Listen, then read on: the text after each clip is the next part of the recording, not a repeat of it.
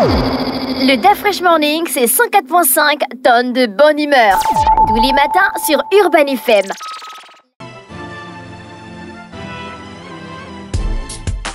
Sur les 104.5 Urban FM, la station urbaine, on est avec Mosley. Mosley, bonjour.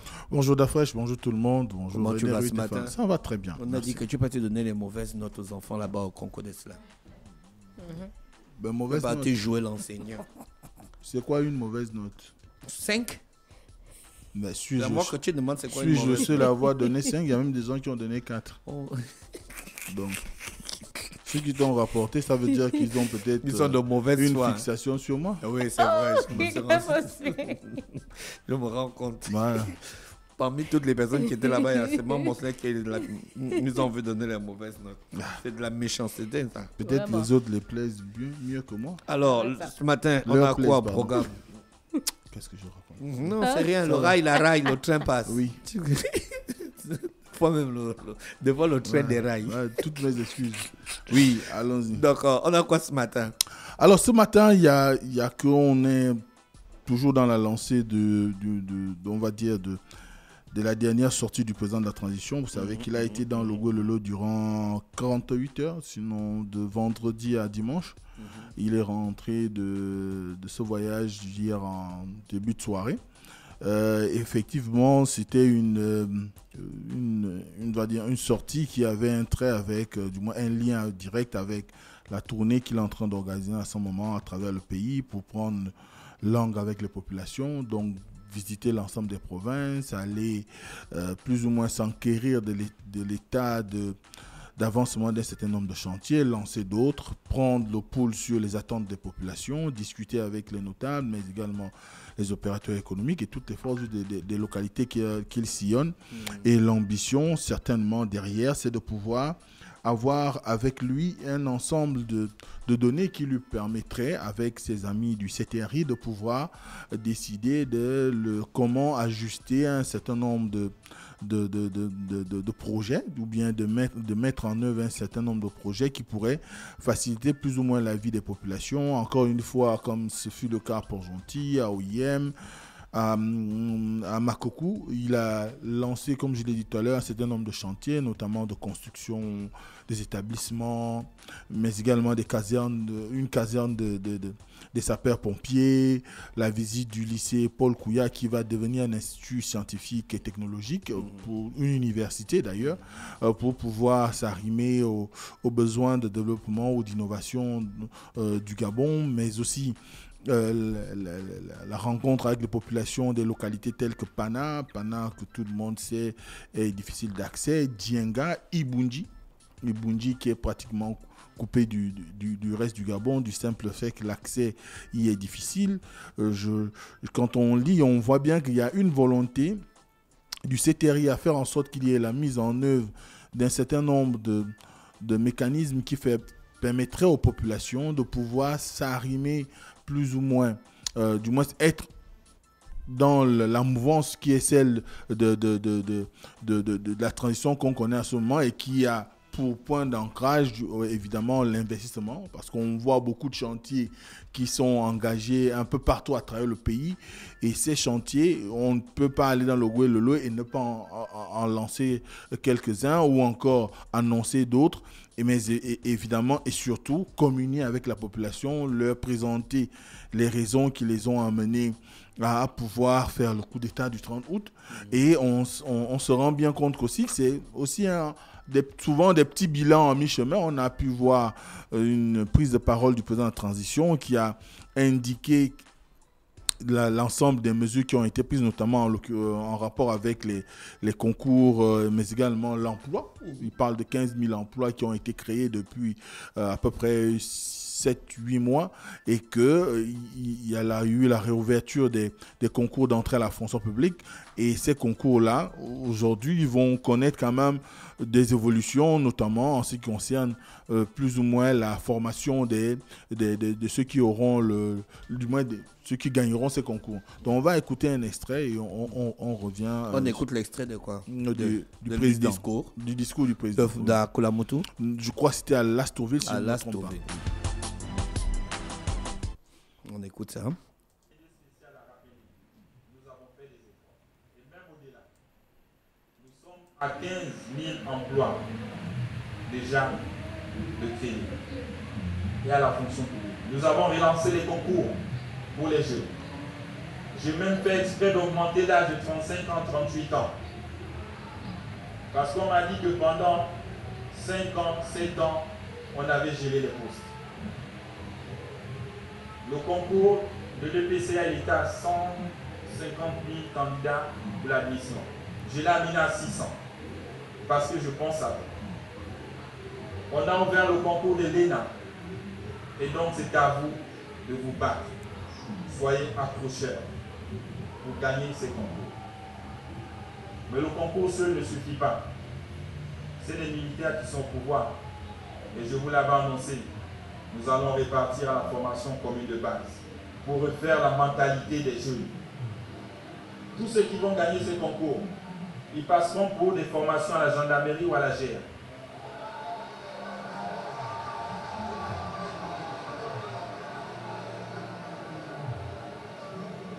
Et au moins, ils auront la notion de patriote. Ils ne pourront plus arrêter le service public pour faire des grèves. Parce que quand vous mettez dans les grèves après sortie de l'ENA, vous retardez l'administration. Un agent de l'État ne doit pas se mettre en grève et paralyser le système public. Non. La grève, elle est autorisée. Mais il faut savoir comment la faire. Et en de pareilles circonstances, où nous sommes dans un état d'exception, il faut le comprendre. Nous ne voulons aucune grève. Nous voulons des gens qui travaillent. Vous me demandez plus.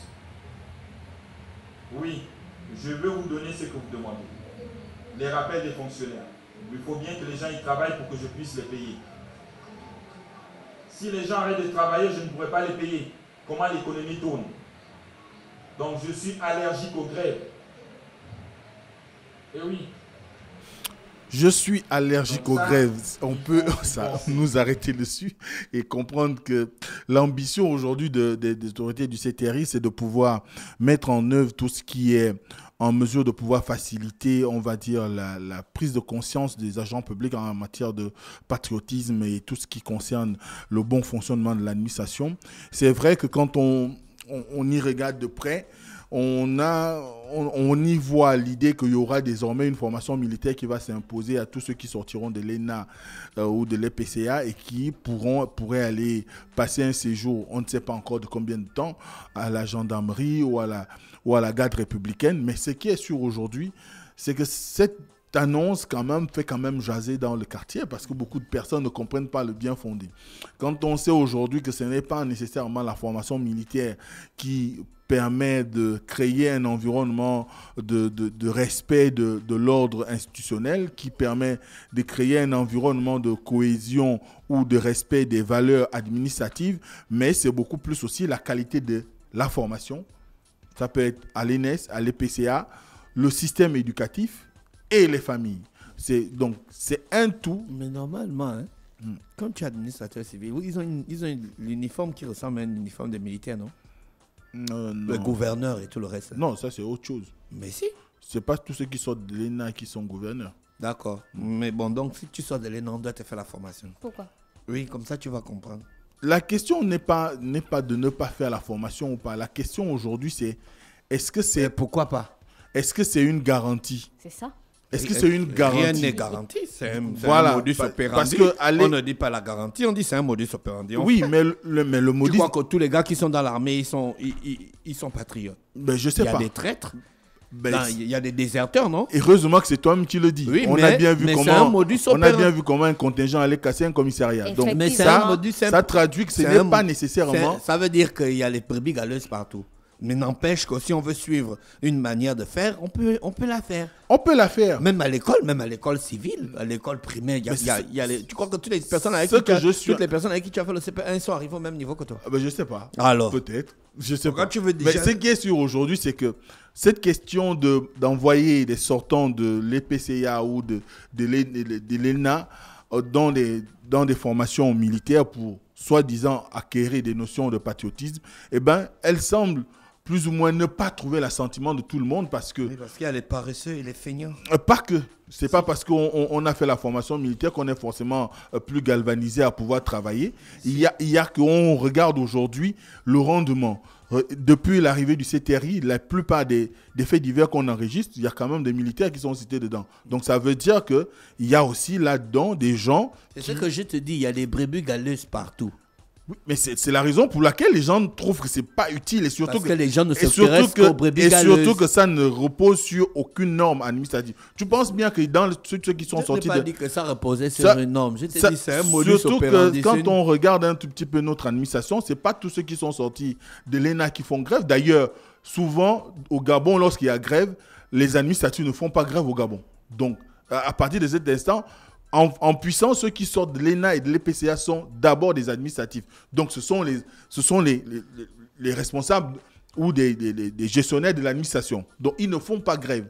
Ceux qui font grève, ce sont les personnels, des gens qui n'ont aucune responsabilité administrative et qui sont dans des conditions souvent qui pourraient faire, du moins créer, on va dire, un certain sentiment d'injustice.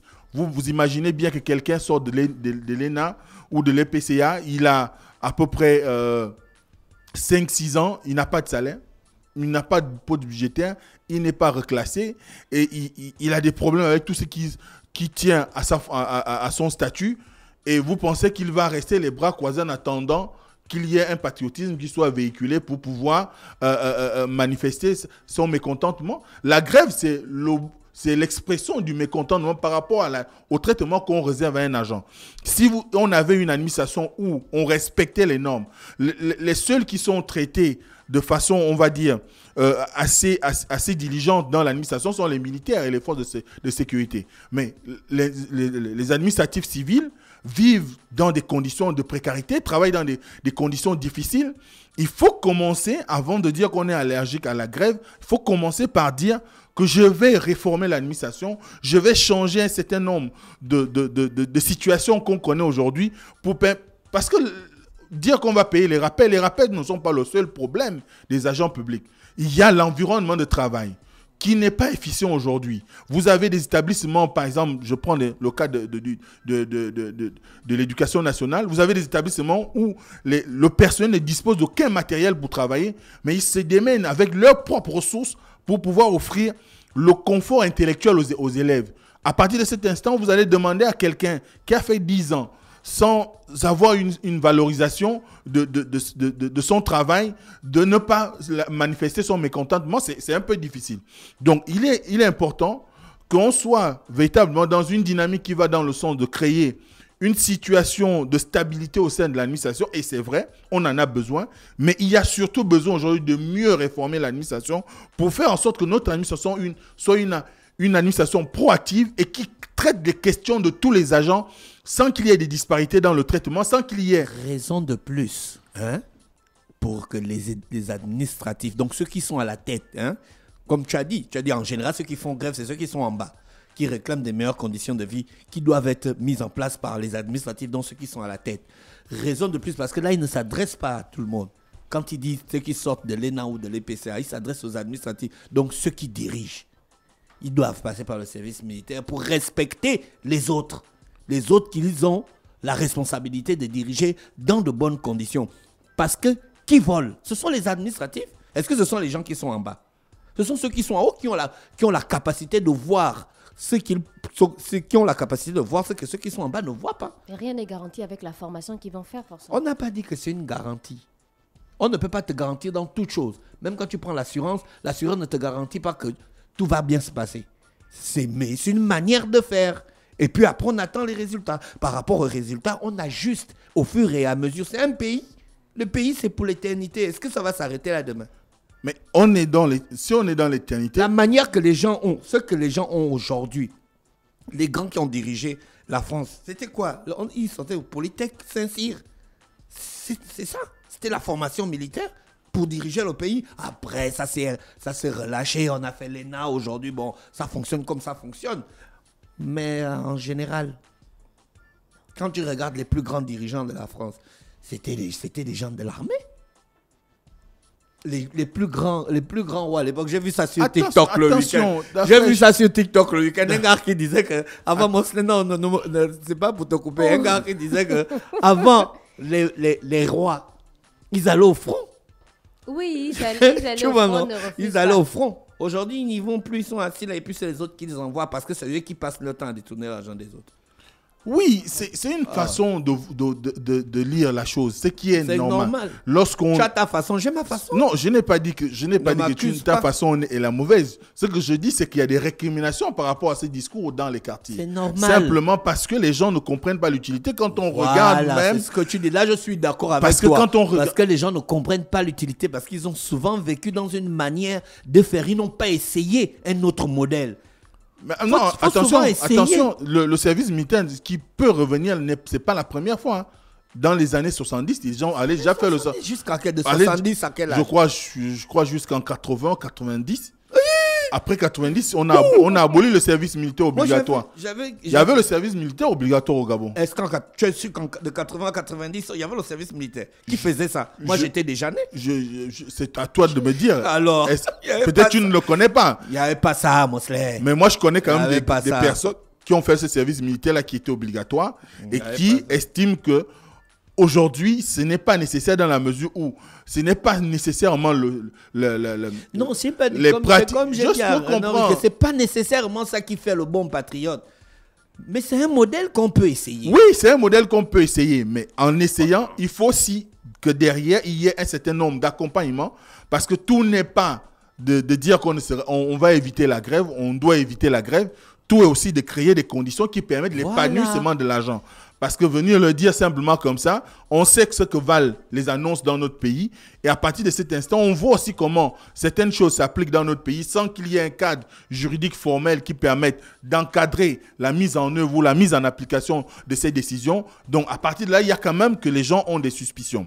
Donc, il y a eu ce discours qui est beaucoup plus dans le sens d'amener les uns les autres à comprendre aujourd'hui qu'on doit épouser des valeurs républicaines qui permettent aux uns aux autres de participer pleinement au développement du Gabon. Mais ce développement du Gabon doit tenir de ce qu'on ait un traitement qui réponde aux normes établies au niveau de la fonction publique et qui permettent aux uns aux autres de se reconnaître dans ce qui est engagé et ce qui est proposé. Ensuite, il y a eu la sortie aussi du CTRI qui a fait une communication partant d'un décret pris par le président de la transition, notamment le 11 mai. Ce décret porte sur le décret 0061 qui porte sur la réorganisation on va dire, des élections au Gabon ou l'organisation des élections au Gabon en rapport avec les conclusions ou les recommandations du dialogue national inclusif. Et là, on voit qu'il y a un retour de l'organisation des élections au ministère de l'Intérieur. Parce qu'il faut parler de retour. Parce qu'avant, c'est le ministère de l'Intérieur qui organisait les élections. Et là aussi, ça suscite beaucoup d'interrogations du pourquoi on choisit d'aller vers ce sens quand on sait qu'en 1993, il y a quand même une jurisprudence, Boum Yakou, Pauline Nyingon ou Boum Yakou avait proclamé les élections présidentielles de 1994, donnant Omar Bongo vainqueur.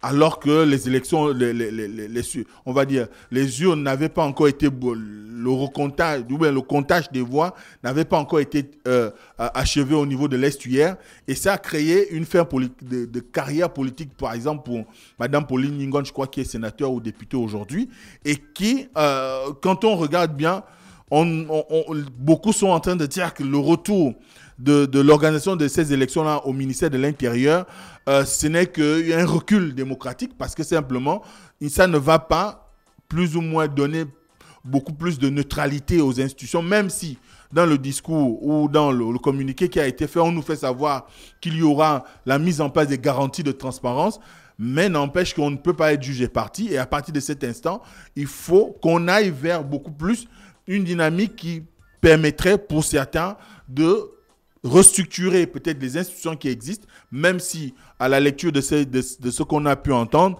il y a que quand on voit plus ou moins les différentes institutions qui ont été créées depuis 1993, du moins après les accords de Paris, notamment la CNE, la CENAP et dernièrement le CGE, ces organisations ont plus ou moins échoué dans la mesure où leurs résultats étaient beaucoup plus favorables au camp au pouvoir. Mais n'empêche qu'aujourd'hui, rien, encore une fois, ne garantit que le ministère de l'Intérieur pourra accepter de pouvoir déclarer quelqu'un au cas où, quand on sait qu'il y a toujours l'équation de savoir si un membre du CTRI, en l'occurrence le président de la transition, ne sera pas candidat aux prochaines élections, notamment les élections présidentielles prévues en août 2025. Et à partir de là, on se demande si cette mesure est faite parce que peut-être un des leurs ne sera pas au candidat, ou si ce sera vraiment le retour à l'ordre constitutionnel et un retour du pouvoir aux civils pour que les civils, entre eux, puissent concourir et que l'armée ne soit là que pour pouvoir encadrer les élections. On n'en sait rien, on verra ce que ça va donner au fur et à mesure de la mise en œuvre de ces recommandations qui planchent véritablement sur la modification du code électoral. Mais il y a que déjà aussi l'opération a commencé puisqu'il y a une communication du ministère de l'Intérieur qui a demandé à ce que les délégations spéciales qui sont dans toutes les provinces du Gabon puissent renvoyer les listes électorales, notamment en ce qui concerne les révisions et comme ça veut dire que l'opération est réellement mise en œuvre et on va voir ce que ça va donner parce que imaginez-vous un seul instant, le président de la transition est candidat, ministre de l'Intérieur. Est-ce qu'il aura... C'est le président qui nomme le ministre de l'Intérieur. C'est encore le ministère qui va organiser les élections. C'est ça. Organiser et puis proclamer. C'est ça. C'est toute l'inquiétude qui se dégage de cette décision.